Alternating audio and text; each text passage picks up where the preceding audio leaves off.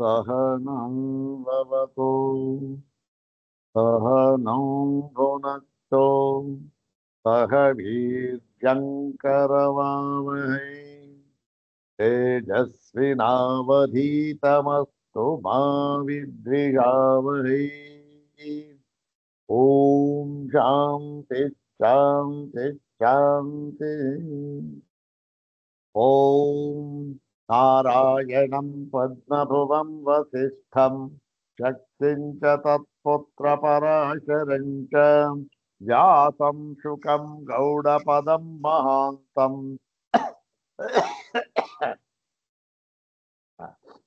गोविन्दयोगीन्द्रमथस्य शिष्यम् श्रीशङ्कराचार्यमथस्य पद्मपादं च हस्तामलकं च शिष्यम् संतोषकं वार्षिककारमन्यान् अस्मद्गुरून् सन्ततमानतोऽस्मि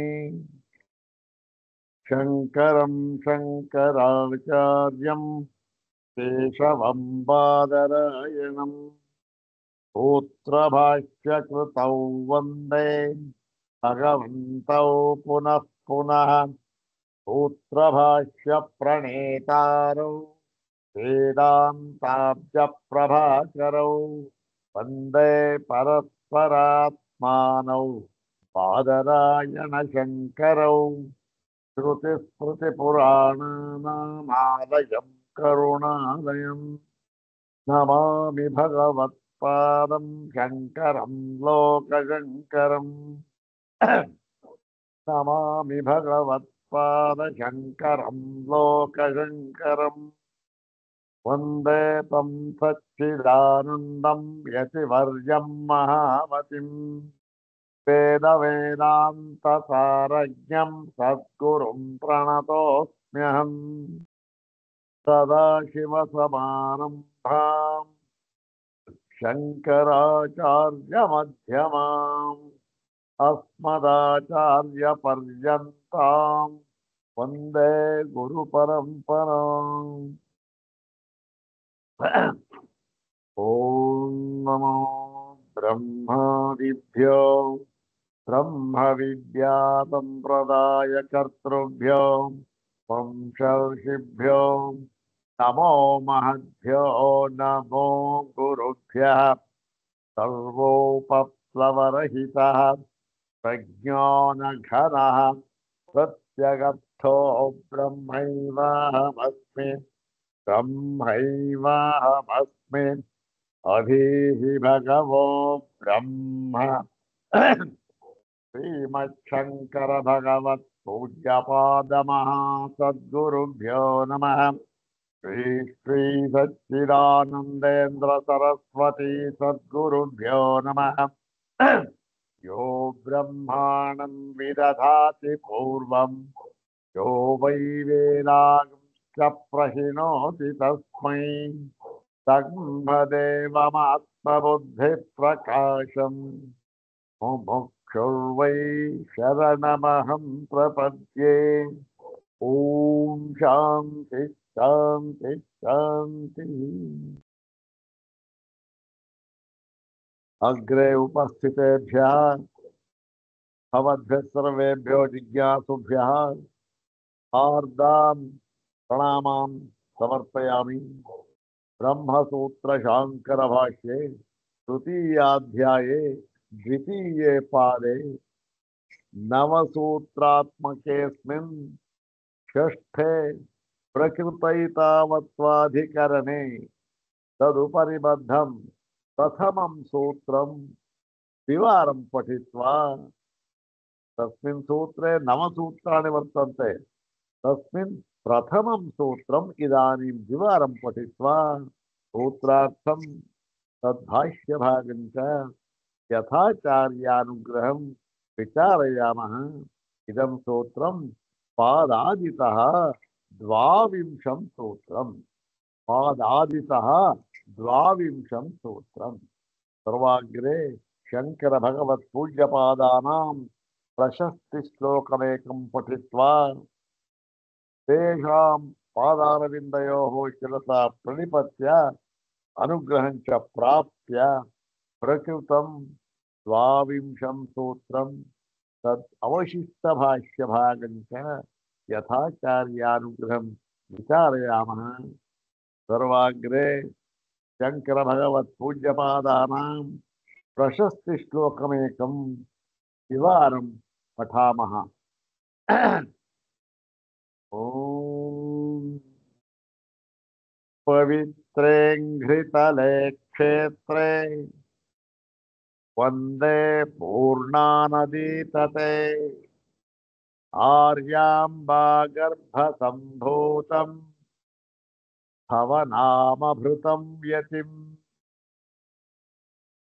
ॐ पवित्रे घृतले क्षेत्रे वन्दे पूर्णानदीतटे आर्याम्बा गर्भसम्भूतं भवनामभृतं यतिम्। ಅರ್ಥ ಇದ್ದು ಸುಲಭವಾಗಿದೆ. ಪವಿತ್ರೆ ಅಂಘ್ರಿತಲೆ ಕ್ಷೇತ್ರೆ. ಅಂಘ್ರಿತಲೆ ಅಂದ್ರೇನು? ಕಾಲಡಿ ಅಂತ. ಕಾಲಡಿ ಅದು ಎರಡು ತರ ಹೇಳ್ತಾರೆ. ಕಾಲಟಿ ಅಂತ ಹೇಳ್ತಾರೆ, ಕಾಲಡಿ ಅಂತ ಹೇಳ್ತಾರೆ. ಕಾಲಡಿ ಪವಿತ್ರೆ ಅಂಘ್ರಿತಲೆ ಕ್ಷೇತ್ರೆ.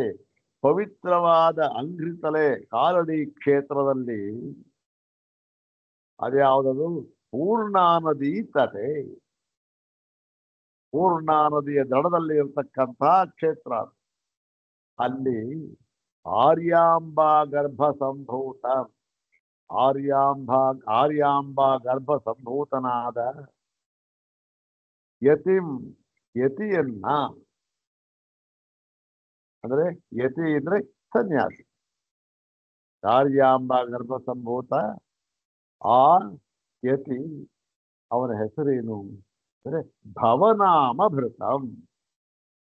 ಭವನಾಮ, ಭವ ಅಂದ್ರೆ ಯಾರು? ಈಶ್ವರ. ಈಶ್ವರದ ನಾಮವನ್ನ ಸ್ವೀಕರಿಸಿರುವಂತಹ, ಈಶ್ವರದ ನಾಮವನ್ನು ಹೊಂದಿದ್ದಾನೆ ಅಂತಹ ಶಂಕರ ನಾನು ಅಹಂ ಒಂದೇ, ನಾನು ನಮಸ್ಕರಿಸುತ್ತೇನೆ ಅಂತಹ ಯತಿಯನ್ನು. ಯಾವುದು? ಭವನಾಮೃತಂ ಯತಿಂ. ಮತ್ತೆ ಆರ್ಯಾಂಬಾ ಗರ್ಭ ಸಂಭೂತ ಅಂತಕ್ಕಂಥದ್ದು. ಆ ಒಂದು ಶ್ಲೋಕನ ಇನ್ನೊಂದ್ಸಾರಿ ಹೇಳಿ ಭಾಷ್ಯ ಭಾಗವನ್ನು ಶುರು ಮಾಡಿ. ಓಂ ಪವಿತ್ರೇ ಘೃತಲೆ ಕ್ಷೇತ್ರೇ ವಂದೇ ಪೂರ್ಣಾನದಿ ತಟೆ ಆರ್ಯಾಂಬಾ ಗರ್ಭ ಸಂಭೂತಂ ಭವನಾಮಭೃತಂ ಯತಿಂ. ಅಥ ಶ್ರೀಮಚ್ಛಂಕರ ಭಗವತಃ ಕೃತೌ ಶಾರೀರಕ ಮೀಮಾಂಸಾ ಭಾಷ್ಯೆ ತೃತೀಯೇ ಸಾಧನಾಧ್ಯಾಯೇ ದ್ವಿತೀಯೇ ಪಾದೇ ಷಷ್ಠಂ ಪ್ರಕೃತೈತಾವತ್ವಾಧಿಕರಣಂ. ಓಂ ಪ್ರಕೃತೈತಾವತ್ವಂ ಹಿ ಪ್ರತಿಷೇಧತಿ ತತೋ ಬ್ರವೀತಿ ಚ ಭೂಯಃ. ಓಂ ತದವ್ಯಕ್ತಮಾಹ ಹಿ. ಓಂ ಅಪಿ ಚ ಸಂರಾಧನೆ ಪ್ರತ್ಯಕ್ಷಾನುಮಾನಾಭ್ಯಾಂ. ಓಂ ಪ್ರಕಾಶಾದಿವಚ್ಚ ವೈಶೇಷ್ಯಂ ಪ್ರಕಾಶಶ್ಚ ಕರ್ಮಣ್ಯಭ್ಯಾತಾತ್. ಓಂ ಅತೋನಂತೇನ ತಥಾ ಹಿ ಲಿಂಗಂ. ಓಂ ಉಭಯವ್ಯಪದೇಶಾತ್ ಸ್ವಹಿ ಕುಂಡಲವತ್. ಓಂ ಪ್ರಕಾಶಾಶ್ರಯವದ್ವಾ ತೇಜಸ್ವಾತ್. ಓಂ ಪೂರ್ವವದ್ವಾ. ಓಂ ಪ್ರತಿಷೇಧಾಚ್ಚ. ಏತಾನಿ ತಾನಿ ಸರ್ವಾಣಿ ನವಸೂತ್ರಾಣಿ ತಸ್ಮಿನ್ ಪ್ರಕೃತೈತಾವತ್ವಾಧಿಕರಣೆ ಉಪರಿ ಬದ್ಧಾನಿ ಬಾದರಾಯಣೇನ ಆಚಾರ್ಯೇಣ ಭಗವತಾ. ಪ್ರಕೃತಂ ಸ್ತೋತ್ರಂ ತಸ್ಮಿನ್ ಅಧಿಕರಣೆ ಪ್ರಕೃತಂ ಸ್ತೋತ್ರಂ ಪ್ರಥಮಂ ಸ್ತೋತ್ರಂ ಓಂ ಪ್ರಕೃತೈತಾವತ್ವಂ ಹಿ ಪ್ರತಿಷೇಧತಿ ತತೋ ಬ್ರವೀತಿ ಚ ಭೂಯಃ ಓಂ ಪ್ರಕೃತೈತಾವತ್ವಂ ಹಿ ಪ್ರತಿಷೇಧತಿ ತತೋ ಬ್ರವೀತಿ ಚ ಭೂಯಃ ಪ್ರಕೃತಂ ಏತಾವತ್ವಂ ಹಿ ಪ್ರತಿಷೇಧತಿ ಏತಾವತ್ವಂ ಹಿ ಪ್ರತಿಷೇಧತಿ ಪ್ರಕೃತಂ ಏತಾವತ್ವಂ ತತಃ ಭೂಯಃ ಬ್ರವೀತಿ ಅಂತಕ್ಕಂಥ ಇಲ್ಲಿ ಪ್ರಕೃತವಾಗಿ ಈಗ ತಾನೇ ಪ್ರಕೃತವಾಗಿ ಹೇಳಿರತಕ್ಕಂಥದ್ದು ಅದು ಅದನ್ನ ಅದರ ಬಗ್ಗೆ ಇಷ್ಟು ಅಂದ್ರೆ ಪರಿಮಾಣ ಅದರ ಬಗ್ಗೆ ಹೇಳ್ತಾ ಇರ್ತಕ್ಕಂಥದ್ದು ಬೇರೆ ಎಲ್ಲೋ ಹೇಳಿದ್ದರ ಬಗ್ಗೆ ಅಲ್ಲ. ಪ್ರಕೃತ ಈಗ ತಾನೇ ಹೇಳಿದ್ವಲ್ಲ, ಹಿಂದೆ ಹೇಳಿದ್ವಲ್ಲ ನಾವು, ಅದರ ಬಗ್ಗೆ ಈ ಒಂದು ಪರಿಮಾಣವನ್ನ ನಾವು ಈಗ ಹೇಳುತ್ತೇವೆ ಅಂತ ಹೇಳಿ ಅದನ್ನ ಅಲ್ಲಗಳೆಯುತ್ತದೆ ಶ್ರುತಿ. ಪರಿಮಾಣವನ್ನು ಹೇಳುತ್ತೇವೆ. ಯಾವುದು? ಈ ಒಂದು ಅನೋರಣೀಯಾನ್ ಮಹತೋ ಮಹೀಯಾನ್ ಆತ್ಮಾತ್ಯ ಜಂತೋರ್ ನಿಹಿತೋ ಗುಹಾಯಾಮ್. ಹೌದಲ್ವಾ? ಇಷ್ಟೆಲ್ಲ ಹೇಳುತ್ತೆ. ಇದು ಇಲ್ಲಿ ಹೇಳಿದ್ಯಲ್ಲ, ಇದರಲ್ಲಿ ಈ ಇಷ್ಟು ಅಂತ ಹೇಳಿದೆಯಲ್ಲ, ಅಣೋರಣೀಯಾನ್ ಮಹತೋ ಮಹೀಯಾನ್ ಅಂತ ಪರಿಮಾಣಗಳು, ಇದನ್ನ ಅಲ್ಲಗಳೆಯುತ್ತದೆ. ಅರೆ ಹೇಳಿದ್ಯಾತಕ್ಕೆ, ಅಲ್ಲಗಳೆಯೋದು ಯಾತಕ್ಕೆ, ಅದನ್ನ ನಿರಾಕರಣೆ ಮಾಡೋದು ಯಾತಕ್ಕೆ ಅಂತಂದ್ರೆ ಅದಕ್ಕೆ ವಿಸ್ತಾರವಾಗಿ ಸಮಾಧಾನವನ್ನ ಹೇಳಿದರು. ಏನು? ಹೆಸರನ್ನ ಎರಚಿಕೊಳ್ಳೋದು ಯಾತಕ್ಕೆ, ಮತ್ತೆ ಅದನ್ನು ತೊಳ್ಕೊಳ್ಳೋದು ಯಾತಕ್ಕೆ ಅಂತಂದ್ರೆ ಅದಕ್ಕೆ ಒಂದೇ ಉತ್ತರ ಹೇಳಿದ್ರು. ನೋಡಪ್ಪ, ಈಗ ಈ ಪ್ರಕೃತವಾದ ಇಷ್ಟು ಅಂತಂದ್ರೆ ಹೇಳಿದ್ದಾರಲ್ಲ ಹಿಂದೆ, ಹೇಳೋದು ಯಾಕೆ, ಅಲೆಗಳೆಯೋದು ಯಾಕೆ, ಹೇಳೋದು ಯಾತಕ್ಕೆ ಗೊತ್ತೇನು? ವ್ಯರ್ಥವಾಗಿ ಹೇಳಿಲ್ಲ. ಯಾತಕ್ಕೆ ಹೇಳಿದ್ದಾರೆ ಅಂತಂದ್ರೆ ಅದರಲ್ಲಿ ಯಾವ ತಾತ್ಪರ್ಯವೂ ಇಲ್ಲ.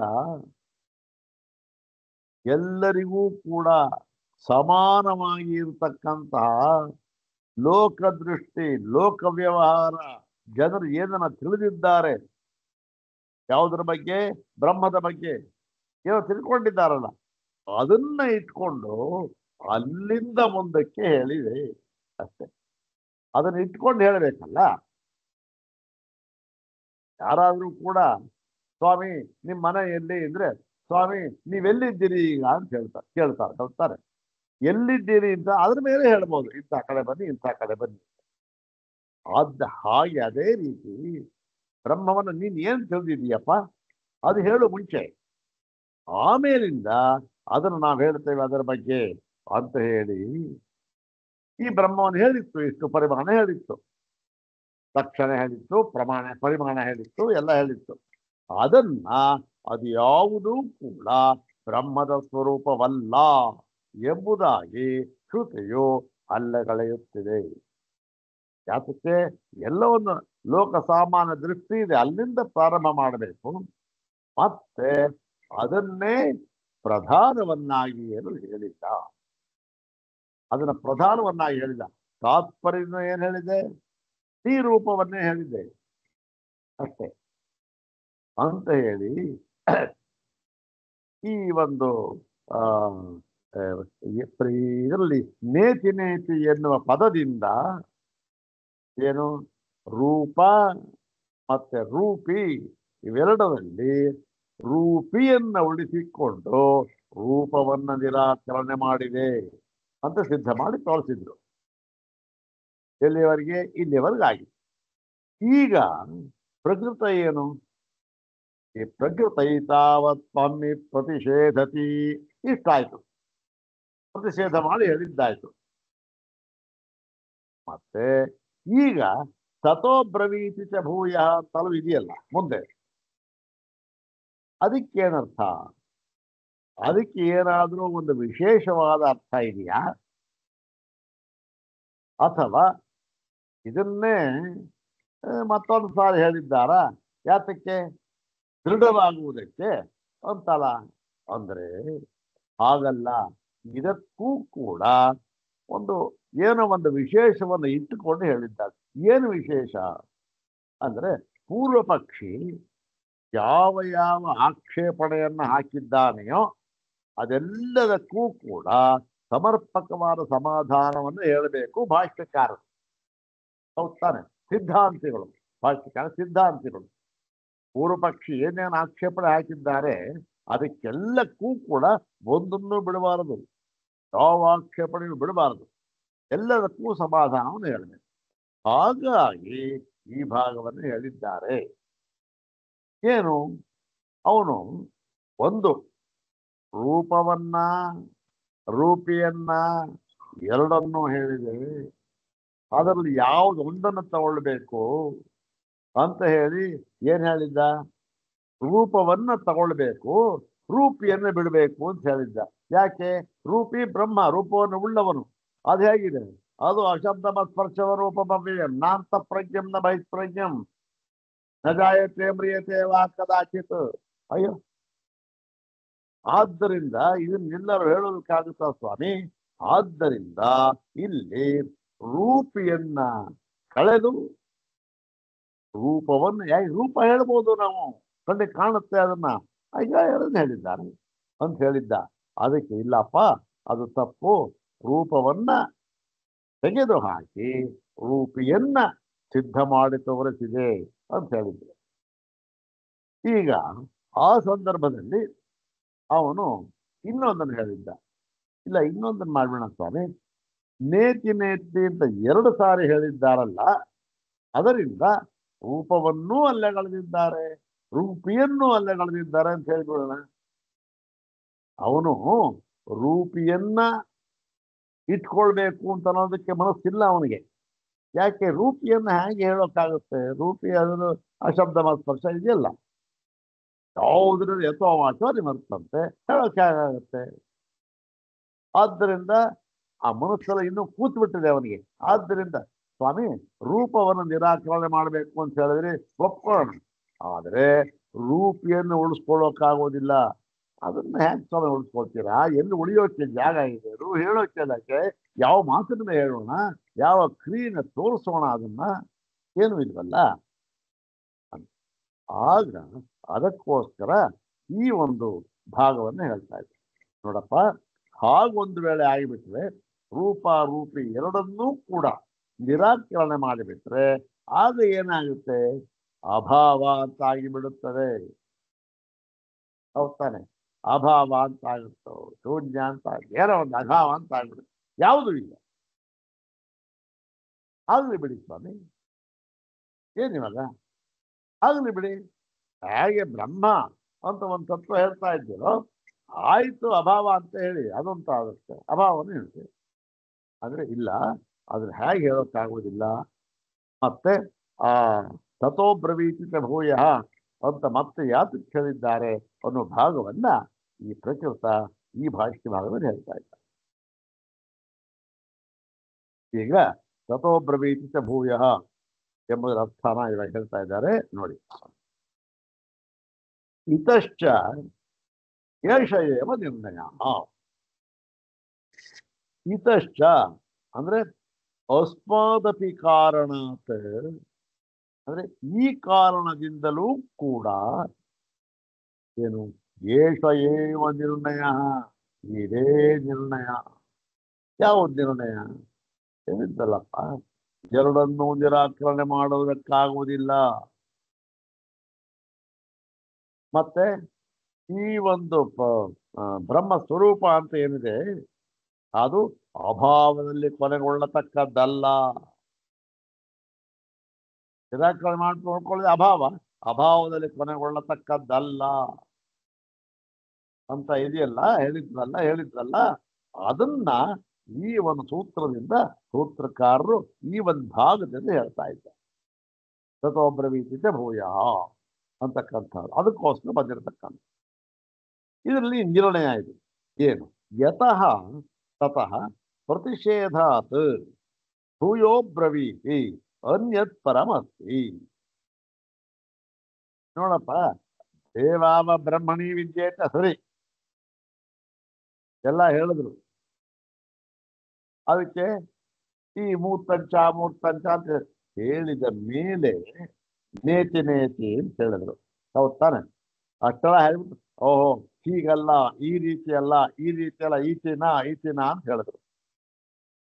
ಮತ್ತೆ ಏನ್ ಮಾಡ್ತಾರೆ, ಈ ರೀತಿಯಲ್ಲ ಅಂತ ಪ್ರತಿಷೇಧ ಮಾಡಿ ಹೇಳಿದ ಮೇಲೂ ಕೂಡ ಪ್ರತಿಷೇಧಾತ್ ಭೂಯ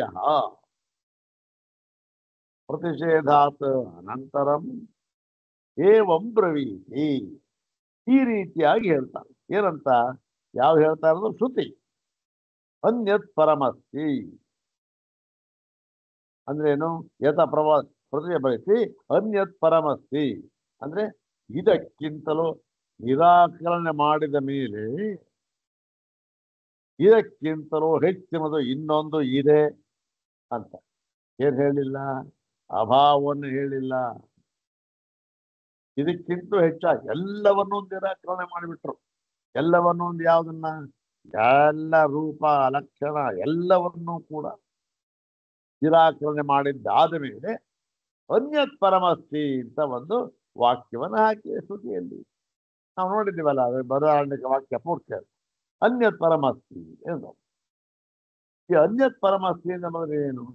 ಅದೇ ನಿರಾಕರಣೆ ಮಾಡಿದ ಮೇಲೂ ಕೂಡ ಯಾವುದೋ ಒಂದು ಅದಕ್ಕಿಂತಲೂ ಹೆಚ್ಚಿನದಾದದೊಂದು ಉಳಿದುಕೊಂಡಿದೆ ಅಂತ. ಅದನ್ನು ನಿರಾಕರಣೆ ಮಾಡುವುದಕ್ಕೆ ಸಾಧ್ಯವಿಲ್ಲ. ಅದನ್ನ ಕುರಿತು ಹೇಳತಕ್ಕಂಥದ್ದು ಅಂತಃಪ್ರಜ್ಞೆಯ ಬಹಿಷ್ಪ್ರಜ್ಞೆ ಅಂತಕ್ಕಂಥದ್ದು. ಅದನ್ನ ಮಾತಿನಲ್ಲಿ ಹೇಳೋದಕ್ಕಾಗೋದಿಲ್ಲ. ಆದ್ದರಿಂದ ಅಂತ ನಿಷೇಧಾತ್ಮಕವಾಗಿಯೇ ಹೇಳಬೇಕನ್ನ. ಅದೇ ಸರಿಯಾದ ಉಪದೇಶ ಕ್ರಮ, ಇನ್ಯಾವುದೂ ಕ್ರಮವಲ್ಲ ಅಂತ ಹೇಳಿ ಅನ್ಯತ್ ಪರಮಸ್ತಿ ಇದಕ್ಕಿಂತ ಹೆಚ್ಚಾಗಿದೆ ಅಂತ ಹೇಳಿದ್ದಾರೆ. ನೋಡಪ್ಪ, ಒಂದು ವೇಳೆ ಅಭಾವಾವಸ್ಥಾನೇ ಪ್ರತಿಷೇಧೆ ಕ್ರಿಯಮಾಣೆ, ಒಂದು ವೇಳೆ ನೀನು ಹೇಳೋ ತರ ಎರಡನ್ನೂ ನಿರಾಕರಣೆ ಮಾಡಿಬಿಟ್ಟು ರೂಪಾರೂಪಿ ಎರಡನ್ನೂ ನಿರಾಕರಣೆ ಮಾಡಿ ಏನು ಓಹೋ ಈ ಬ್ರಹ್ಮತತ್ವ ಇದೆಯಲ್ಲ ಇದು ಎರಡೂ ಅಲ್ಲ ಅಂತ ನಿರಾಕರಣೆ ಮಾಡಿ ಏನಾಯ್ತು? ಆವಾದ ಅಭಾವದಲ್ಲಿ ಹೀಗೆ ಬ್ರಹ್ಮತತ್ವವು ಅಭಾವದಲ್ಲಿ ಕೊನೆಗೊಳ್ಳುವುದಾದರೆ ಎರಡನ್ನೂ ನಿರಾಕರಣೆ ಮಾಡಿಬಿಟ್ರೆ ನೀನು ಎಲ್ಲಿಗೆ ಮುಕ್ತಾಯ? ಅಭಾವದಲ್ಲಿ ಮುಕ್ತಾಯವಾಯ್ತು. ಅಭಾವದಲ್ಲಿ ಮುಕ್ತಾಯವಾದರೆ ಆಗ ಪ್ರತಿಷೇಧ ಕ್ರಿಯಮಾಣೆ ಕಿಮನ್ಯತ್ ಪರಮಸ್ತಿ ಇತಿ ಬ್ರೂಯಾತ್. ಎಲ್ಲ ನಿರಾಕರಣೆ ಆಗೋಯ್ತು. ಆದ್ಮೇಲೂ ಕೂಡ ಏನೇನಿದೆ? ಶ್ರುತಿ ಅನ್ಯತ್ ಪರಮಸ್ತಿ ಅಂತ ಇದೆ. ಅನ್ಯತ್ ಪರಮಸ್ತಿ ಅಂತ ಕಿಂ ಅನ್ಯತ್ ಪರಮಸ್ತಿ? ಎಲ್ಲ ನಿರಾಕರಣೆ ಮಾಡೋದು ಯಾವುದನ್ನ ಅನ್ಯತ್ ಪರಮಸ್ತಿ ಅಂತ ಹೇಳೋಕ್ಕಾಗುತ್ತೆ? ಯಾವುದನ್ನು ಹೇಳೋಕ್ಕಾಗುವುದಿಲ್ಲ. ಆದ್ದರಿಂದ ಅನ್ಯತ್ ಪರಮಸ್ತಿ ಅಂತ ಹೇಳಿರುವುದರಿಂದ ಏನು ಇದು ಅಭಾವದಲ್ಲಿ ಪರ್ಯವಸಾನವಾಗಿಲ್ಲ ಎಂಬುದಾಗಿ ತೀರ್ಮಾನವಾಗುತ್ತದೆ. ಯಾಕೆ? ಇನ್ನೊಂದು ಪರಮಸ್ತಿ ಅಂತ ಹೇಳಿದ್ದಾರೆ. ಮತ್ತು ಇಲ್ಲಿ ತತ್ರ ಏಷ ಅಕ್ಷರ ಯೋಜನೆ, ಹೀಗೆ ನಾವು ಇಲ್ಲಿ ಅಕ್ಷರ ಯೋಜನೆಯನ್ನು ಮಾಡಿಕೊಳ್ಳಬೇಕು. ಏನು ಅಂತಂದ್ರೆ ಹೇಗೆ ಅಕ್ಷರ ಯೋಜನೆ ಮಾಡ್ಕೋಬೇಕು? ನೇತಿ ನೇತಿ ಇತಿ ಪ್ರತಿಷೇಧಾದೂರ್ಧ್ವಂ. ನೇತಿ ನೇತಿ ಎಂಬುದಾಗಿ ಪ್ರತಿಷೇಧ ಮಾಡಿದ್ದರ ಮೇಲೂ ಕೂಡ ಭೂಯೋ ಬ್ರವೀತಿ ಅಂದ್ರೇನು? ಪುನಃ ಮತ್ತು ಹೇಳಿದ್ದಾರೆ. ಏನಂತ ಹೇಳಿದ್ದಾರೆ? ಅನ್ಯತ್ ಪರಮಸ್ತಿ ಅಂತ ಹೇಳಿದ್ದಾರೆ. ಈ ರೀತಿ ಅನ್ವಯ ಮಾಡ್ಕೊಂಡು ಅರ್ಥ ಮಾಡಿ.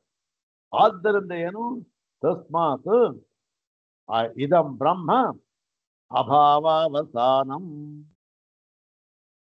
ಇದು ಅಭಾವಾವಸಾನವಾದ ಬ್ರಹ್ಮವಲ್ಲ ಅಂತ ತೀರ್ಮಾನವಾಗುತ್ತೆ. ಮತ್ತು ನೇತಿ ನೇತಿ ಇತಿ ಬ್ರಹ್ಮ ಆದಿಶ್ಯ ತಮೇವ ಆದೇಶಂ ಪುನರ್ನಿರ್ವರ್ತಿ. ಏನು? ಈ ನೇತಿ ನೇತಿ ಎಂಬುದಾಗಿ ಬ್ರಹ್ಮವನ್ನ ಉಪದೇಶ ಮಾಡಿ, ಉಪದೇಶ ಕ್ರಮ ಇದ್ದ ಬ್ರಹ್ಮವನ್ನು ಹೇಳಬೇಕು. ಬ್ರಹ್ಮವನ್ನು ಹೇಳಿದ್ರೆ ಏನು ಹೇಳಬೇಕಾದ್ರೆ ಇದಲ್ಲ ಅಂತ, ಈ ರೀತಿ ಅಲ್ಲ ಅಂತ ಹೇಳಬೇಕಷ್ಟೆ. ಇದಲ್ಲ ಅಂತ ಹೇಳಬೇಕು. ಹೀಗೆ ಹೇಳಿದ ಮೇಲೂ ಕೂಡ ಏನಾಗುತ್ತೆ? ಆದಿಶ್ಯ ತಮೇವ ಆದೇಶಂ, ಆ ಆದೇಶವನ್ನೇ ಪುನರ್ನಿರ್ವರ್ತಿ ಅಂದ್ರೆ ಪುನಃ ಮತ್ತೂ ಕೂಡ ಹೇಳಿದ್ದಾರೆ. ಏನಂತ ಅಂದ್ರೆ ನೋಡಿ, ನೇತಿ ನೇತಿ ಇತ್ಯಸ್ಯ ಕೋರ್ಥ. ನೇತಿ ನೇತಿ ಅಂತಂದ್ರೆ ಏನರ್ಥ ಅಂತಂದ್ರೆ ಅದನ್ನ ಹೇಳ್ತಾ ಇರ್ತಾರೆ. ನಹಿ ಏತಸ್ಮಾತ್ ಬ್ರಹ್ಮಣೋ ವ್ಯತಿರಿಕ್ತಮಸ್ತಿ ಇತ್ಯತಃ ನೇತಿ ನೇತಿ ಇತ್ಯುಚ್ಯತೆ ನ ಪುನಃ ಸ್ವಯಮೇವ ನಾಸ್ತಿ ಇತ್ಯರ್ಥ. ನೋಡಪ್ಪ, ಅಭಾವವನ್ನು ಇಲ್ಲಿ ಹೇಳಿಲ್ಲ. ಅಭಾವವನ್ನು ಇಲ್ಲಿ ಹೇಳಿಲ್ಲ ಅಂತ ನಾವು ಹೇಗೆ ಹೇಳ್ತಾ ಇದ್ದೀವಿ ಗೊತ್ತೇನು? ನೋಡು ಇಲ್ಲಿ, ಏತಸ್ಮಾತ್ ಬ್ರಹ್ಮಣೋ ವ್ಯತಿರಿಕ್ತಮ. ಏತಸ್ಮಾತ್ ಈ ಎಲ್ಲವನ್ನೂ ನಿರಾಕರಣೆ ಮಾಡಿದ ಮೇಲೆ ಬ್ರಹ್ಮಣೋ ವ್ಯತಿರಿಕ್ತಂ ನಾಸ್ತಿ, ಬ್ರಹ್ಮಕ್ಕಿಂತ ವ್ಯತಿರಿಕ್ತವಾದದ್ದು ಯಾವುದೂ ಇಲ್ಲ ಎಂಬುದಾಗಿ ಎಲ್ಲವನ್ನೂ ನಿರಾಕರಣೆ ಮಾಡಿದ ಮೇಲೆ ಏನಾಗುತ್ತೆ? ಪುನಃ ಎಲ್ಲವನ್ನೂ ನಿರಾಕರಣೆ ಮಾಡಿಬಿಟ್ಟಲ್ಲ ಅಂದ್ರೆ ಪುನಃ ಸ್ವಯಮೇವ ನಾಸ್ತಿ ಇತಿ ನ, ತಾನೂ ಇಲ್ಲ ಅಂತ ಇಲ್ಲ, ಆಗುವುದಿಲ್ಲ. ತಾನೂ ಇಲ್ಲ ಅಂತ ಒಂದ್ ಪಕ್ಷ ಆಗಿಬಿಟ್ರೆ ನಿರಾಕರಣೆ ಮಾಡೋನು ಯಾರು? ಆ ನಿರಾಕರಣೆ ಮಾಡಿದ ನಂತರ ಇದೆಯಲ್ಲ ಅದನ್ನ ನೋಡೋನು ಯಾರು? ಅದಕ್ಕೆ ಕರ್ತೃ ಯಾರು? ಅದಕ್ಕೆ ದೃಷ್ಟರು ಯಾರು? ಯಾವುದೂ ಇಲ್ವಲ್ಲ. ಯಾವುದೂ ಇಲ್ಲ ಅಂದಮೇಲೆ ನಿಮ್ಮ ಹೇಳಿಕೆ ಸಮಂಜಸವಾಗೋದಿಲ್ಲ. ಆದ್ದರಿಂದ ಏನ್ ಹೇಳ್ತಾ ಇದ್ದೆ ಇಲ್ಲಿ, ಏತಸ್ಮಾತ್ ಬ್ರಹ್ಮಕ್ಕಿಂತ ಮಿಗಿಲಾದದ್ದು ಯಾವುದೂ ಇಲ್ಲ. ಆದ್ದರಿಂದ ನೇತಿ ನೇತಿ ಎಂಬುದಾಗಿ ಹೇಳ್ತಾ ಇದೆ ಅಷ್ಟೇ ಹೊರತು ನ ಪುನಃ ಸ್ವಯಮೇವ ನಾಸ್ತಿ ಇತ್ಯರ್ಥ. ಅಂದ್ರೆ ತನ್ನನ್ನೇ ಅಲ್ಲಗಳೆಯುತ್ತಿಲ್ಲ ಅದು. ಇದಲ್ಲ ಇದಲ್ಲ ಅಂತ ಹೇಳಿ ಬ್ರಹ್ಮವು ಇದಲ್ಲ, ಬ್ರಹ್ಮವು ಇದಲ್ಲ ಅಂತ ಹೇಳಿ ಬ್ರಹ್ಮವೂ ಕೂಡ ಇಲ್ಲಿ ಏನು ಅಲ್ಲಗಳೆಯಲ್ಪಡುತ್ತಿಲ್ಲ. ಬ್ರಹ್ಮವನ್ನು ಉಳಿಸ್ಕೊಂಡಿದೆ, ಬೇರೆದನ್ನೆಲ್ಲ ಆಗಲ್ಲ. ಬೇರೆ ಯಾವುದು? ರೂಪ ವಿಶೇಷಗಳು. ತಚ್ಚ ದರ್ಶಯತಿ ಅನ್ಯತ್ ಪರಂ ಅಪ್ರಸಿದ್ಧಂ ಬ್ರಹ್ಮ ಅಸ್ತಿ ಇತಿ. ಆದ್ದರಿಂದ ಶ್ರುತಿಯು ನಮಗೆ ಹೇಳ್ತಾ ಇದೆ ಏನಂತ? ಅನ್ಯತ್ ಪರಂ ಅಪ್ರಸಿದ್ಧಂ ಬ್ರಹ್ಮ. ಯಾವುದು ಬ್ರಹ್ಮ ಇದೆಯಲ್ಲ ಅದು ಅನ್ಯತ್ ಪರಂ, ಇದಕ್ಕಿಂತಲೂ ಯಾವುದಕ್ಕಿಂತ ಈ ವಿಶೇಷ ರೂಪ ಇದೆಯಲ್ಲ, ಇದು ಪ್ರಕೃತವಾದ ರೂಪ, ನಾಮರೂಪ ಅಂತ ಇಟ್ಕೊಳ್ಳಿ. ಅದಕ್ಕಿಂತಲೂ ಕೂಡ ಸತ್ಯದ ಅನ್ಯತ್ ಪರಂ ಅದಕ್ಕಿಂತ ಹೆಚ್ಚಿನದಾಗಿರ್ತಕ್ಕಂತಹ ಅಪ್ರತಿಷಿದ್ಧಂ ಅಂದ್ರೆ ಪ್ರತಿಷೇಧ ಮಾಡಲ್ಪಡದೆ ಇರುವ ಈ ರೂಪ ಲಕ್ಷಣಗಳಿಗಿಂತ ವ್ಯತಿರಿಕ್ತವಾಗಿರತಕ್ಕಂಥ ಬೇರೆ ಆಗಿರತಕ್ಕಂಥ ಬ್ರಹ್ಮ ಅಸ್ತಿ ಇತಿ, ಬ್ರಹ್ಮವು ಇದೆ ಎಂಬುದಾಗಿ ಶ್ರುತಿಯು ನಮಗೆ ತಿಳಿಯಪಡಿಸುತ್ತಿದೆ. ಈ ರೀತಿಯಾಗಿ ಹೇಳಿ ನಮಗೆ ತಿಳಿಯಪಡಿಸುತ್ತದೆ. ಅದನ್ನೇ ಆ ಹಿಂದೆ ಹೇಳಿದ್ರು, ಏನಂತ?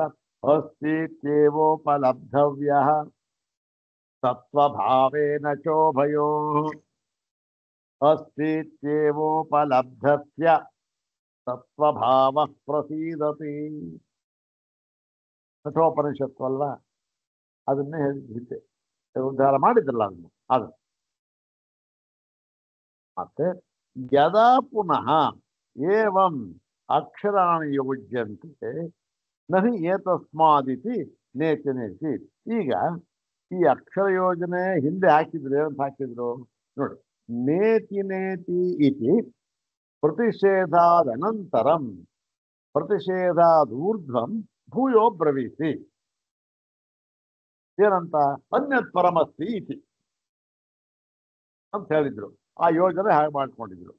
ಒಂದು ಪಕ್ಷ ಈ ಅನ್ವಯನ ಸ್ವಲ್ಪ ಈ ಕ್ರಮದಿಂದ ಮಾಡಿಕೊಂಡ್ರೆ ಏನಂತ ನೋಡಿ, ಪುನಃ ಏವಂ ಅಕ್ಷರ ಯದಾ ಪುನಃ ಯಾವಾಗ ಹೀಗೆ ನಾವು ಅಕ್ಷರಗಳನ್ನು ಪದಗಳನ್ನು ಯೋಜನೆ ಮಾಡಿಕೊಳ್ಳುತ್ತೇವೆಯೋ ಆಗ ಏನಾಗುತ್ತೆ ಅಂದ್ರೆ ಏನಂತ ಮಾಡ್ಕೊಡ್ತೀವಿ ಅಂದ್ರೆ ನೋಡಿ, ಏತಸ್ಮಾದನ್ಯತ್ ಪರಮಸ್ತಿ ನೇತಿ ನೇತಿ. ಏನಿಲ್ಲ, ಆ ಏತಸ್ಮಾತ್ ಪರಮಸ್ತಿ ಅಂತ ಅನ್ನೋದನ್ನ ಕೊನೆಯಲ್ಲಿ ಹಾಕಿದ್ರು, ಈಗ ಹಿಂದೆ ಹಾಕ್ತಾ ಇಲ್ಲ.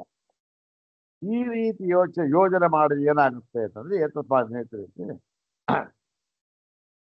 ನಹಿ ಪ್ರಪಂಚ ಪ್ರತಿಷೇಧ ರೂಪಾತ್ ಆದೇಶನಾತ್ ಅನ್ಯತ್ ಪರಂ ಆದೇಶನಂ ಬ್ರಹ್ಮಣ ಅಸ್ತಿ ಇತಿ.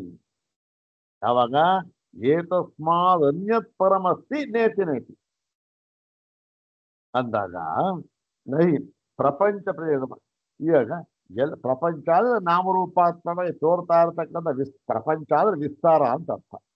ವಿಸ್ತಾರವಾಗಿ ತೋರ್ತಾ ಇರತಕ್ಕಂಥ, ಯಾಕೆ ಮನಸಾ ಪ್ರಜಂಚ ರೂಪಾಣಿ, ಯಾವುದು ನಾಮರೂಪ, ಹೌದ್ ತಾನೆ? ಮನಸ್ಸಿದ್ರು ನಾವು ಯುದ್ಧ ಮಾಡೋದು ಅಷ್ಟೊಂದಿದೆ. ಇಂತಹ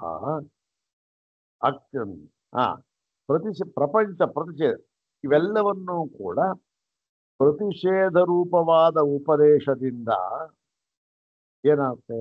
ಅನ್ಯತ್ ಪರಂ ಆದೇಶನಂ, ಇದಕ್ಕಿಂತ ಯಾವುದು ಎಲ್ಲವನ್ನೂ ಕೂಡ ನಿಷೇಧ ಮಾಡಿ ಹೇಳುವುದು, ನಿಷೇಧ ಮಾಡಿಯೇ ಹೇಳಬೇಕು ಎಂಬ ಉಪದೇಶಕ್ಕಿಂತ ಆದೇಶನಾಥ ಅನ್ಯತ್ ಪರಂ, ಅದಕ್ಕಿಂತ ಬೇರೆಯದಾದ ಮತ್ತೊಂದು ಆದೇಶನಂ ಬ್ರಹ್ಮಣ ಅಸ್ತಿ, ಬ್ರಹ್ಮಕ್ಕೆ ಉಪದೇಶ ಕ್ರಮ ಅಂತಕ್ಕಂಥದ್ದು ಇರುವುದಿಲ್ಲ.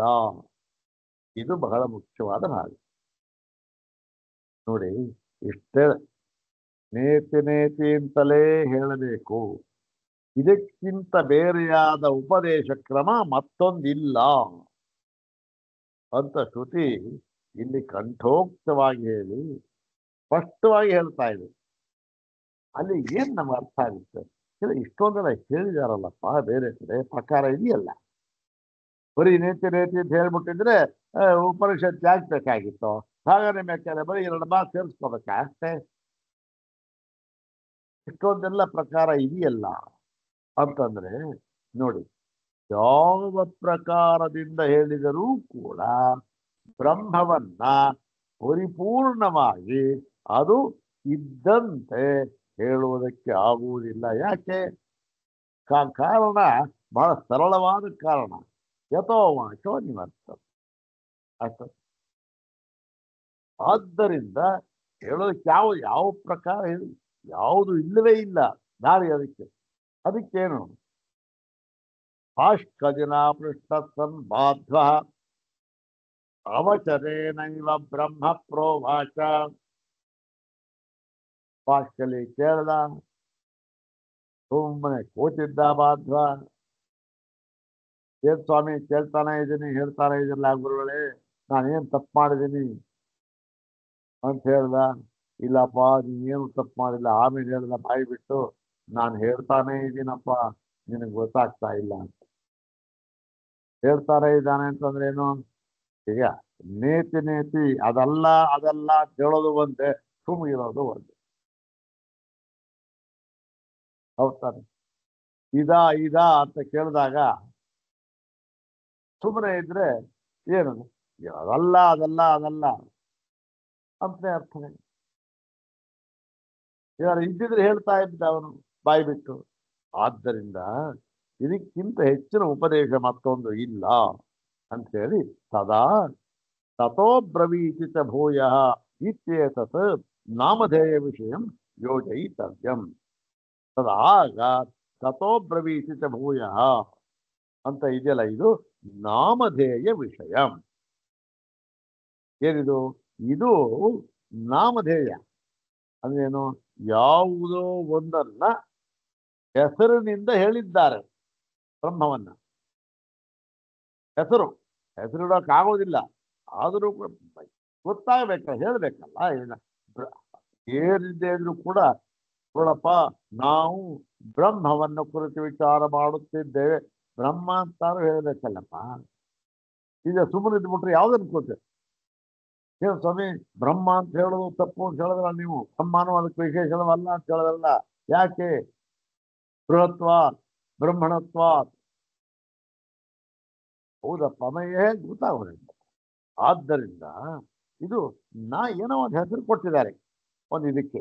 ಏನಂತ ಅದನ್ನ ಉದ್ದೇಶ ಮಾಡಿ ಹೇಳಿದ್ದು ಇದು. ಯಾವುದು? ತಥೋ ಬ್ರವೀತಿ ಚ ಭೂಯ ಅಂತಕ್ಕಂಥ ವಾಕ್ಯ. ಏನಂತ? ಯಾವುದದು? ಯಾವ ನಾಮಧೇಯ ಸ್ವಾಮಿ ಇರ್ತಕ್ಕಂಥದ್ದು ಅಂದ್ರೆ ನೋಡಪ್ಪ, ಅಲ್ಲೇ ಮುಂದೆ ಹೇಳಿದ್ದಾರಲ್ಲಪ್ಪ. ಏನಂತ ಹೇಳಿ ಎಲ್ಲವನ್ನ ಹೇಳಿ ಪ್ರಾಣ ವೈ ಸತ್ಯಂ ತೇಷಾಮೇಷ ಸತ್ಯಂ ಅಂದ್ರೆ ಈ ಪ್ರಾಣ ಪ್ರಾಣ ಅಂತ ಏನಿದೆ, ಯಾವುದನ್ನ ನಾವು ಆಧ್ಯಾತ್ಮಿಕವಾಗಿ ಸೂತ್ರಾತ್ಮ ಅಂತ ಕರೀತಾ ಇದ್ದೇವೋ ಎಲ್ಲದಕ್ಕೂ ಅವನಿತ್ತಲ್ಲ, ಅವನೇನು ಸತ್ಯ ಅಂತ ಹೇಳಿ ಅವನನ್ನ, ಅದಕ್ಕೆ ಅವನಿರ್ತಕ್ಕಂಥದ್ದು ಯಾವುದು, ಅವನಿರ್ತಕ್ಕಂಥ ಸ್ಥಳಕ್ಕೆ ಸತ್ಯಲೋಕ ಅಂತ ಹೇಳ್ಬಿಟ್ರು. ಅದೆಲ್ಲ ಬಿಡಿ, ವಾಚಾರಮಣ ಇರ್ಲಿ, ಅದು ಬೇಡ.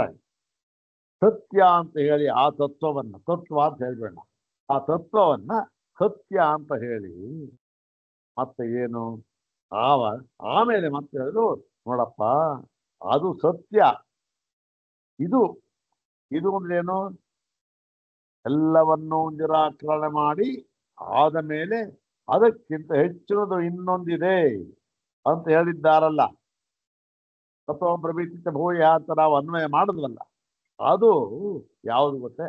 ಅದು ಯಾವುದು? ಈ ಸತ್ಯ ಅಂತ ಆದಮೇಲೂ ಕೂಡ ಸತ್ಯಕ್ಕಿಂತಲೂ ಮಿಗಿಲಾದದ್ದು ಅನ್ಯತ್ ಪರಮಸ್ತಿ ಅಂತ ಯೋಜನೆ. ಅದಕ್ಕಿಂತಲೂ ಮಿಗಿಲಾದ ಇನ್ನೊಂದು ತತ್ವ ಇದೆ. ಅದಕ್ಕೇನು? ಅದಕ್ಕೆ ಹೆಸರು ಹೇಳಿದ್ರು ಸತ್ಯಸ್ಯ ಸತ್ಯಂ ಇತಿ. ಸತ್ಯಸ್ಯ ಸತ್ಯಂ, ಸತ್ಯಕ್ಕೂ ಸತ್ಯವಾಗಿರ್ತಕ್ಕಂಥದ್ದು. ಅಂದ್ರೆ ಹಿಂದೆ ಸತ್ಯ ಅಂತಕ್ಕಂಥ ಸತ್ಯವಲ್ಲ, ಇದು ಸತ್ಯಕ್ಕೂ ಸತ್ಯವಾಗಿರ್ತಕ್ಕಂಥದ್ದು ಅಂತ ಹೇಳಿ ಅದನ್ನ ಉದ್ದೇಶ ಮಾಡಿ ಅದನ್ನ ಇಟ್ಟುಕೊಂಡು ಈ ತಥೋ ಬ್ರವೀತಿ ಚ ಭೂಯ ಎಂಬುದನ್ನ ಸೂತ್ರಕಾರರು ಈ ವಾಕ್ಯವನ್ನ ಹಾಕಿದ್ದಾರೆ. ಏನು ಒಂದು ವಿಚಾರದ ಸಾಮರ್ಥ್ಯ ಎಷ್ಟು! ಯಾವುದನ್ನು ಕೂಡ ಸಂದಿಗ್ಧವಾಗಿ ಇಲ್ಲೇ ಕೊಡುದು. ಪೂರ್ವಪಕ್ಷಿ ಹಾಕಿದ್ದ, ಸ್ವಾಮಿ ಎರಡು ರೂಪಾರೂಪಿ ಎರಡನ್ನೂ ಅಲ್ಲ ಕಳೆದು ಬಿಡೋಣ, ನೇತಿ ರೇತಿ ಎರಡು ಸಲ ಬಂದಿದೆ ಅಂತ ಹೇಳಿದಾಗ ಇಷ್ಟೆಲ್ಲ ಹೇಳಿ ನೇತಿ ರೇತಿ ಎರಡು ಸರಿ ಯಾತಕ್ಕೆ ಬಂದಿದೆ ಇವತ್ತೇನಪ್ಪ ಅಂತ ಕಾರಣ ಹೇಳಿ, ಮತ್ತೆ ಈ ನೇತಿ ನೇತಿ ಎನ್ನುವುದನ್ನ ಬಿಟ್ಟರೆ ಮತ್ತೆ ಯಾವ ಉಪದೇಶದಿಂದಲೂ ಕೂಡ ಬ್ರಹ್ಮವನ್ನು ಯಥಾವತ್ತಾಗಿ ತಿಳಿಸಿಕೊಡಲು ಸಾಧ್ಯವಿಲ್ಲ ಅಂತಲೂ ಕೂಡ ಇಲ್ಲಿ ಹೇಳಿದ್ದಾರಲ್ಲ. ಅಂದ್ರೆ ಅದಕ್ಕೋಸ್ಕರ ಒಂದು ಸಂಪ್ರದಾಯ ಅಂತ ಹಾಕೊಟ್ಟಿದ್ದಾರೆ. ಅದೇ ಅಧ್ಯಾರೋಪ ಅಪವಾದ ಸಂಪ್ರದಾಯ. ಅದೆಲ್ಲ ಹೇಳಿರ್ತಕ್ಕಂಥದ್ದಿದೆ, ಅಧ್ಯಾರೋಪ ದೃಷ್ಟಿಯಿಂದ ಹೇಳಿದ್ದಾರಷ್ಟೇ. ಯಾಕೆ? ಅಪವಾದ ಮಾಡುವುದಕ್ಕೋಸ್ಕರ. ಯಾವುದನ್ನ ಅಪವಾದ ಮಾಡುವುದಕ್ಕೋಸ್ಕರ? ಅದಕ್ಕೆ ವಿರುದ್ಧವಾದ ಮತ್ತೊಂದನ್ನ ಅಪವಾದ ಮಾಡುವುದಕ್ಕೋಸ್ಕರ, ಅದಕ್ಕಿಂತ ಬೇರೆಯದಾದ ಮತ್ತೊಂದನ್ನ ಅಪವಾದ ಮಾಡುವುದಕ್ಕೋಸ್ಕರ. ಆಮೇಲೆ ಅದನ್ನು ಅಪವಾದ ಮಾಡಿದ್ರು, ಅದಕ್ಕಿಂತ ಆಮೇಲೆ ಹೀಗೆ ಎಲ್ಲವನ್ನೂ ಕೂಡ ಅಪವಾದ ಮಾಡಿಬಿಟ್ಟು ಇನ್ನು ಅಪವಾದ ಮಾಡುವುದಕ್ಕೆ ಯಾವುದೂ ಉಳಿದಿಲ್ಲ ಎಂಬ ಒಂದು ಸ್ಥಿತಿ ಬಂದಾಗ ಯಾವುದು ಉಳ್ಕೊಂಡಿರ್ತಲ್ಲ ಅದು ಬ್ರಹ್ಮ. ಎಲ್ಲವನ್ನೂ ನಿರಾಕರಣೆ ಮಾಡ್ಬಿಟ್ರು, ಇನ್ನು ನಿರಾಕರಣೆ ಮಾಡೋದಕ್ಕೆ ಯಾವುದೂ ಇಲ್ಲ ಅಂದಾಗ ಉಳ್ಕೊಂಡಿದೆಯಲ್ಲ ಒಂದು ಎಲ್ಲ ನಿರಾಕರಣೆ ಮಾಡೋದು, ಅದು ಬ್ರಹ್ಮ ಅಂತ. ಮತ್ತೆ ತಚ್ಚ ಬ್ರಹ್ಮಾವಸಾರೆ ಪ್ರತಿಷೇಧೆ ಸಮಂಜಸಂ ಭವತಿ. ಇದು ಈ ತತ್ವಬ್ರವೀತಿ ಸತ್ಯ ಸತ್ಯ ಸತ್ಯಂ ಇವೆಲ್ಲ ಇದೆಯಲ್ಲ, ಇದು ಬ್ರಹ್ಮಾವಸಾರೆ ಪ್ರತಿಷೇಧೆ ಅಂದ್ರೆ ಏನು? ಇದು ಈ ಒಂದು ಬ್ರಹ್ಮವು ಅಭಾವದಲ್ಲಿ ಬ್ರಹ್ಮದಲ್ಲಿ ಕೊಳೆಗೊಳ್ಳತಕ್ಕಂಥದ್ದು, ಅಭಾವದಲ್ಲಿ ಕೊಳೆಕೊಳ್ಳ ಇದನ್ನ ಪ್ರತಿಷೇಧ ಮಾಡಿದರೆ ಏನಾಗುತ್ತೆ? ಇದು ಹೊಂದುತ್ತೆ ಸರಿಯಾಗಿ. ಅದನ್ನೂ ಇಟ್ಕೊಂಡು ಅಭಾವ ಅಂತ ಇಟ್ಕೊಂಡ್ಬಿಟ್ರೆ ಸತ್ಯಸ ಸತ್ಯಂ ಅಂತ ಯಾವುದಕ್ಕೆ ಹೇಳಿದ್ರು? ಸತ್ಯಸ ಸತ್ಯಂ ಅಂದ್ರೆ ಯಾವುದೋ ಒಂದಿದೆ, ಅನ್ಯ ಪರಮಸ್ತಿ ಅಂತ ಹೇಳಿದ, ಅದೇ ಸತ್ಯಸ ಸತ್ಯಂ. ಆ ವಾಕ್ಯ ಆ ಪದ ಹೇಗೆ ಹೊಂದುತ್ತೆ? ಅಭಾವ ಅಂತ ಹೇಳಿಬಿಟ್ರೆ, ಆದ್ದರಿಂದ ಇದೇ ಅರ್ಥ ಸರಿ ಅಂತೇಳಿ ಅಭಾವಾವಸಾನೆ ಬ್ರಹ್ಮವನ್ನ ಉಳಿಸಿಕೊಂಡಿದೆ ಎನ್ನುವುದೇ ಈ ಪ್ರತಿಷೇಧ ಮಾಡುವುದರ ಒಂದು ಅರ್ಥ. ಅದೇ ಸಮಂಜಸ. ಎಲ್ಲವನ್ನೂ ಪ್ರತಿಷೇಧ ಮಾಡಿ ಬ್ರಹ್ಮವನ್ನ ಉಳಿಸಿಕೊಂಡಿದೆ, ಬ್ರಹ್ಮಾವಸಾನದ ಆಗಿದೆ. ಮತ್ತು ಅಭಾವಾವಸಾನ ಹೀಗೆ ಅಭಾವಾವಸಾನ ಎಲ್ಲವೂ ಏನೂ ಇಲ್ಲ ಎಲ್ಲವನ್ನೂ ನಿರಾಕರಣೆ ಮಾಡಿಬಿಟ್ರೆ ಆಗ ಸತ್ಯ ಸತ್ಯ ಮಿತಿ ಕಿಮುಚ್ಯೇತ. ಆಗ ಸತ್ಯ ಇದು ಸತ್ಯಕ್ಕೂ ಸತ್ಯವಾಗಿದೆ ಎಂದು ಯಾವುದನ್ನು ಹೇಳಬೇಕು? ಎಲ್ಲವನ್ನು ನಿರಾಕರಣೆ ಮಾಡಿದ್ದಾಗು. ಯಾವುದನ್ನು ಹೇಳಿ ಅಭಾವ ಮಾತ್ರ ಉಳ್ಕೊಂಡಿರೋದು. ಯಾವುದನ್ನು ಹೇಳಬೇಕು? ಅಭಾವವನ್ನು ಹೇಳೋಕೆ ಯಾಕೆ? ಅಭಾವ ಅದು. ಅಭಾವ ಅಂದ್ರೇನು? ಭಾವಕ್ಕೆ ವ್ಯತಿರಿಕ್ತವಾಗಿರ್ತಕ್ಕಂಥದ್ದು. ಅದಕ್ಕೆ ಮತ್ತು ಸತ್ಯ ಸತ್ಯ ಅಂತ ಹೇಗೆ ಆಗುತ್ತೆ? ಯಾವುದಾದ್ರೂ ಅಭಾವಕ್ಕೆ ಸತ್ಯ ಸತ್ಯ ಅಂತ ಹೇಳ್ತಾರ? ಮೊಲದ ಕೊಂಬಿಗೆ ಸತ್ಯ ಸತ್ಯ ಅಂತ ಹೇಳಕ್ಕಾಗುತ್ತಾ? ಆಗೋದಿಲ್ಲ. ತಸ್ಮಾತ್ ಬ್ರಹ್ಮಾವಸಾನೋಯಂ ಪ್ರತಿಷೇಧ. ಆದ್ದರಿಂದ ನೋಡಪ್ಪ, ಎಲ್ಲ ಈ ಪ್ರತಿಷೇಧ ಇದೆಯಲ್ಲ, ಈ ಪ್ರತಿಷೇಧ ಮಾಡಿರ್ತಕ್ಕಂಥದ್ದು ಬ್ರಹ್ಮದಲ್ಲಿ ಕೊನೆಗೊಳ್ಳುತ್ತದೆ. ಅಂದ್ರೇನು? ಬ್ರಹ್ಮವನ್ನ ಉಳಿಸಿಕೊಂಡು ಇನ್ನು ಮಿಕ್ಕಿದೆಲ್ಲವನ್ನೂ ಕೂಡ ನಿರಾಕರಣೆ ಪ್ರತಿಷೇಧ ಮಾಡಿರುತ್ತದೆ. ಮತ್ತು ನ ಅಭಾವಾವಸಾನ ಇದು ಅಧ್ಯವಸ್ಯಾಮ. ನ ಅಭಾವ ಅಂದ್ರೆ ಎಲ್ಲವನ್ನೂ ನಿರಾಕರಣೆ ಮಾಡಿ ಬ್ರಹ್ಮವನ್ನು ನಿರಾಕರಣೆ ಮಾಡಿಬಿಟ್ಟು ಕೇವಲ ಅಭಾವದಲ್ಲಿ ಪರ್ಯವಸಾನವಾಗಿದೆ ಎನ್ನುವುದನ್ನ ಇದು ಹೇಳತಕ್ಕಂಥದ್ದಿಲ್ಲ, ಶ್ರುತಿಯಿಲ್ಲ. ಹೀಗೆಂದು ನಾವು ಅಧ್ಯವಸ್ಯಾಮ ಅಂದ್ರೇನು? ವಯಂ ನಿಶ್ಚಯಂ ಬ್ರೂಮಃ ತಿಷ್ಠಿನುಮಃ. ನಾವು ಇದನ್ನ ನಿಶ್ಚಿನುಮಃ ಅಂದ್ರೆ ನಾವು ನಿಶ್ಚಯ ಮಾಡುತ್ತೇವೆ, ನಿರ್ಧಾರ ಮಾಡಿ ಹೇಳುತ್ತೇವೆ ಇದನ್ನ ಅಂತೇಳಿ ಈ ಒಂದು ಮೊಟ್ಟ ಮೊದಲನೆಯ ಸೂತ್ರವನ್ನ ಮುಕ್ತಾಯ ಮಾಡ್ತಾರೆ. ಇದು ಒಂದು ಆಧಾರಭೂತವಾದ ಸೂತ್ರ. ಮಿಕ್ಕಿದ್ದ ಸೂತ್ರ ಇದೆಯಲ್ಲ, ಇದು 8 ಸೂತ್ರ, ಅದಕ್ಕೆಲ್ಲದಕ್ಕೂ ಕೂಡ ಆಧಾರವಾಗಿರುತ್ತೆ. ಇದನ್ನು ಇಟ್ಕೊಂಡು ನಾವು ಆ ಮುಂದಿನ ಸೂತ್ರವನ್ನ ಅರ್ಥ ಮಾಡಬೇಕು. ಮುಂದಿನ ಸೂತ್ರಗಳಲ್ಲೂ ಕೂಡ ಆ ಆಚಾರ್ಯರ ಒಂದು ತರ್ಕ ಶೈಲಿ ಮತ್ತೆ ವಾದದ ಒಂದು ನಿರೂಪಣಾ ಶೈಲಿ ಅದ್ಭುತವಾಗಿದೆ. ಅದೆಲ್ಲ ಮುಂದೆ ಬರುತ್ತೆ, ನೋಡ್ಕೊಂಡು ಹೋಗೋಣ. ಇಲ್ಲ ಮುಂದಿನ ಭಾಗವನ್ನ ನಾಳೆ. ಓಂ ಶಾಂತಿ ಶಾಂತಿ ಶಾಂತಿ. ಓಂ ತತ್ಸತ್.